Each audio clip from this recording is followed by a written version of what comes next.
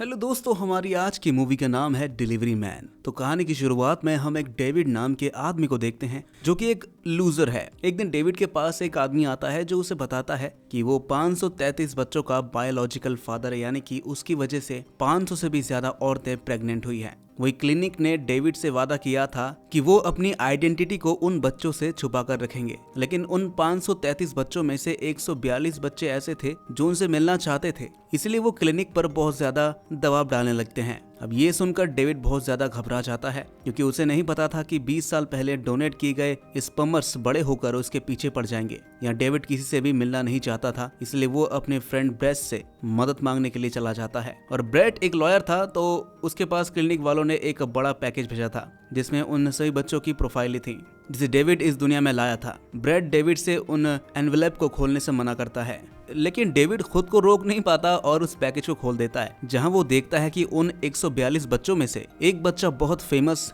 Basketball player है जिसके पास बहुत ज्यादा पैसा है। डेविड ब्रेट के साथ उसे देखने जाता है और उसे यकीन नहीं होता कि उसके जैसे लूजर का बेटा लाइफ में इतना ज्यादा सक्सेसफुल हो जाएगा। उसे देखकर डेविड के मन में और जिज्ञासा जाग जाती है और वो सोचने लगता है कि उसके बीवी के बच्चे लाइफ में क्या कर रहे हैं। हो सकता है कि कोई मिलियनर हो या फिर बिलियनर, कुछ भी हो सकता है। एनवेलप में अलग नाम जॉश का आता है जो कि एक बार में काम करता है और वो एक एक्टर बनना चाहता है। डेविड उससे मिलने जाता है जहां वो देखता है कि जॉश बहुत हैंडसम है और वो सच में एक एक्टर बनना चाहता है, लेकिन जॉश बहुत ज्यादा रूड था। वो इतना ज्यादा रूड था कि उसकी वजह से कोई भी कस्टमर नहीं आते थे और जो आते भी थे उनसे भी जॉश बुरा बर्ताव करता था। वहीं डेविड जॉश से कहता है कि मैं तुम्हारा कस्टमर हूँ, मुझसे थोड़ा अच्छे से बात करो यार। ये सुनकर जॉश को बहुत गुस्सा आता है क्योंकि आज उसका ऑडिशन था। डेविड कॉफी लेकर वहां से चला जाता है, लेकिन तभी वो सोचता है कि क्या होगा अगर जॉश का सिलेक्शन हो जाएगा, इससे मेरा एक और बेटा अपनी लाइफ में सक्सेसफुल हो जाएगा। तभी डेविड जॉश से कहता है कि तुम जाकर ऑडिशन दे दो, तब तक मैं तुम्हारे कस्टमर की देखभाल करता हूँ। यहाँ जॉश को बिल्कुल भी समझ नहीं आ रहा था कि ये आदमी उसकी मदद क्यों कर रहा है, लेकिन फिर भी वो ऑडिशन देने के लिए निकल जाता है। वहीं कॉफी शॉप का मालिक जॉश को काम से निकाल देता है, लेकिन अच्छी बात यह थी कि जॉश ऑडिशन में सिलेक्ट हो जाता है, जो कि उसका पहला रोल होता है। जॉश इन सब के लिए डेविड को थैंक्स बोलता है, जिसके बाद डेविड अपने घर आता है और लिफाफे से एक और प्रोफाइल निकालता है जिसमें उसे क्रिस्टीन के बारे में पता चलता है, जो कि एक ड्रग एडिक्ट थी और ढेर सारे मेंटल प्रॉब्लम से सफर कर रही थी। डेविड उससे मिलने के लिए जाता है और वो जैसे ही उसके घर में घुसता है तो वो देखता है कि क्रिस्टीन ड्रग्स लेकर बेड पर पड़ी हुई है और उसकी कंडीशन बहुत ज्यादा सीरियस है। डेविड फौरन क्रिस्टीन को हॉस्पिटल में एडमिट करवाता है, जहां वो डॉक्टर्स को बताता है कि वो उसके पिता है। डॉक्टर उससे कहते हैं कि क्रिस्टीन को रिहैब की जरूरत है, नहीं तो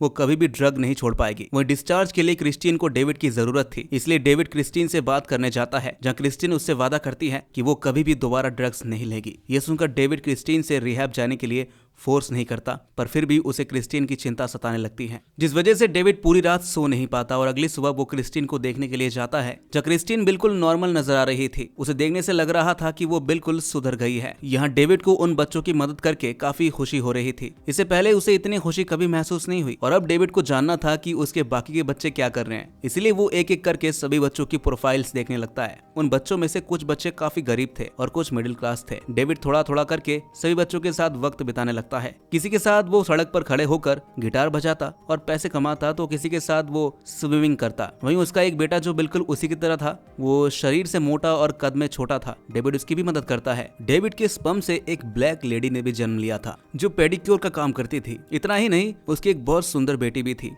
जिस पर डेविड छुपकर नजर रखता था और जब भी कोई उसकी बेटी को परेशान करता था तो डेविड उन्हें अपनी बेटी से दूर रहने की वार्निंग देता। डेविड अपने सभी बच्चों की मदद करता और उन्हें हौसला देते हुए कहता कि तुम सब जो भी अपनी लाइफ में कर रहे हो वो सब सही कर रहे हो। लेकिन इन सब के चक्कर में डेविड अपनी गर्लफ्रेंड एना के बारे में बिल्कुल भूल गया था। एना उसके बच्चे की माँ बनने वाली थी, लेकिन वो कंफर्म नहीं थी कि डेविड एक अच्छा पिता बन भी पाएगा या नहीं, क्योंकि डेविड की कोई लाइफ थी ही नहीं और ना ही वो कमाता था, ज्यादा गैर जिम्मेदार भी है। ब्रेट डेविड को ऑपरेशन के लिए बोलता है क्योंकि डेविड के अंदर पिता बनने के कोई गुण नहीं थे, लेकिन वो एक पहला इंसान था जो देख चुका था कि बच्चे इंसान के लाइफ में कितना ज्यादा इंपॉर्टेंट हैं। भले ही शुरुआत में परेशानी आती है, लेकिन जब वो बड़े हो जाते हैं तो वो अपनी लाइफ में कुछ भी कर सकते हैं। डेविड एक और बायोलॉजिकल सन रायन से मिलने जाता है, लेकिन वहाँ जाकर उसे पता चलता है कि उसका ये बेटा पूरी तरह से पैरालाइज्ड है। अब तक डेविड जिनसे भी मिला था उन सबका कोई ना कोई इस दुनिया में था, लेकिन रायन के साथ ऐसा नहीं था। रायन के पैदा होते ही उसे अनाथालय में डाल दिया गया। उसे ना ही कोई मिलने आता था और ना कोई उसका हालचाल पूछने आता था। डेविड भी वहाँ से जा ही रहा होता है कि तभी एक नर्स उससे रिक्वेस्ट करती है कि वो एक बार रायन से मिलाए। वो डेविड को बताती है कि रायन उससे बात नहीं करेगा, लेकिन उसे अच्छा लगेगा कि कोई उससे मिलने आया है। नर्स की बात सुनकर डेविड रायन के साथ कुछ वक्त बिताता है,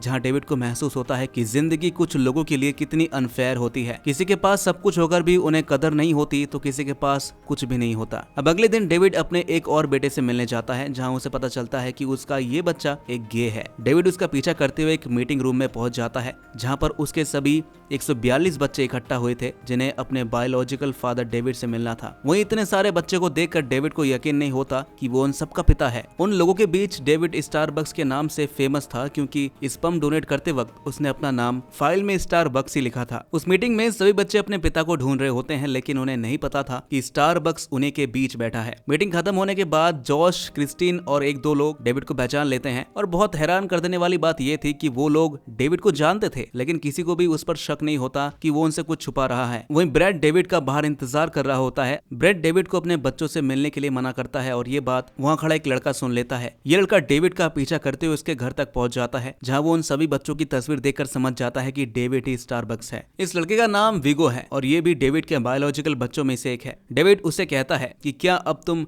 मुझे एक्सपोज करोगे। इस पर विगो उसे मना कर देता है। असल में वो डेविड के साथ कुछ वक्त बिताना चाहता था, जिससे वो अपने पिता को और जान सके, और अब हर बार की तरह इस बार भी उसके बच्चे एक साथ इकट्ठा होते हैं। डेविड उन लोगों के बीच बहुत ही मस्ती करता है, लेकिन वो अपनी आइडेंटिटी को उनके सामने रिवील नहीं करता। तभी डेविड देखता है कि यहाँ पर सब हैं, लेकिन किसी की कमी अभी भी उसे खल रही थी। वो रायन के पास जाता है और उसे भी वो सारी चीजें दिखाता है जिसका वो हकदार है। वहीं डेविड उसके साथ और वक्त बिताना चाहता था, लेकिन वो हालातों से मजबूर था। डेविड उससे कहता है कि वो उससे मिलने आता रहेगा, और जाने से पहले वो रायन को बता देता है कि वो उसका पिता है। जिसके बाद डेविड एना को अपनी फैमिली से मिलवाने ले जाता है। यहाँ डेविड की फैमिली में उसके भाई डेविड की तरह लूजर्स नहीं थे, लेकिन डेविड के माता पिता एना के सामने डेविड की तारीफ करते हुए एक किस्सा सुनाते हैं। वो कहते हैं कि डेविड ने अपने माँ की आखिरी इच्छा पूरी करने के लिए उनके लिए एक वेनिस का हॉलीडे पैकेज बुक किया था, क्योंकि उस समय उनके पास पैसे नहीं थे। लेकिन डेविड ने किसी तरह पैसे जोड़कर उन सबको वेनिस का टूर करवाया था, पर उसके डैड को पता नहीं था कि डेविड ने 20 साल की उम्र में आखिर इतने पैसे इकट्ठा कैसे किए। असल में डेविड ने पैसों को इकट्ठा करने के लिए अपने स्पर्म को डोनेट किया था, जिसके चलते उसके आज 500 से भी ज्यादा बच्चे हैं। और अब डेविड ब्रैड के पास जाता है, जब ब्रैड डेविड को एक न्यूज़पेपर दिखाता है जिसमें स्टारबक्स और उसके बच्चों के बारे में लिखा हुआ था। वो डेविड से कहता है कि ये हमारे लिए एक अच्छी खबर है, और अब ये खबर धीरे धीरे एक नेशनल न्यूज बन जाएगा, और हर रात प्राइम टाइम पर 3 से 4 बिलियन लोग सिर्फ यही सवाल पूछेंगे कि आखिर ये स्टारबक्स है कौन। यहाँ ब्रैड का प्लान था कि वो दोनों मिलकर क्लिनिक पर काउंटर सूट फाइल करेंगे। वो ऐसा इसलिए कर रहा था क्योंकि स्पर्म डोनेट करने से पहले डेविड ने कॉन्ट्रैक्ट साइन किया था,